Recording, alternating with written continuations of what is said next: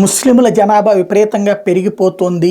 తద్వారా భారతదేశంలో కష్టం రాబోతుంది, సమస్యలు ఎదురుకాబోతున్నాయి, టోటల్గా సామాజిక అన్రెస్ట్ కారణమవుతుందంటూ ఒకవైపున విమర్శలు వస్తున్నటువంటి సందర్భంలో దాన్ని తోసిపుచ్చుతూ మాట్లాడారు భారత ఎన్నికల కమిషన్ మాజీ ప్రధాన అధికారి కురేషి. తాజాగా జనాభా సంఖ్య అపోహలు భారత రాజకీయాలు పుస్తకాన్ని శనివారం సాయంత్రం 34వ విజయవాడ పుస్తక మహోత్సవ ప్రాంగణంలో ఆవిష్కరించి చాలా కీలకమైన పాయింట్లు మాట్లాడారు. ముస్లింలు ఎక్కువ మంది పిల్లలను కంటారని, ఎక్కువ పెళ్లిళ్ళు చేసుకుంటారంటూ రాజకీయ ప్రయోజనాల కోసం గోరంతలు కొండంతలు చేసి చూపుతున్నారని అభిప్రాయపడ్డారు.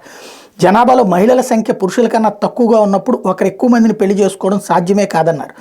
ముస్లింల్లో కుటుంబ నియంత్రణ నిషేధం అనే మాట కూడా నిజం కాదని, భార్యా పిల్లలను పోషించే ఆర్థిక సామర్థ్యం లేనప్పుడు పెళ్లి చేసుకోవద్దని కూడా ఖురాన్ చెప్పిందని, కుటుంబ నియంత్రణ మహమ్మద్ ప్రవక్త సమర్థించారని వివరించారు.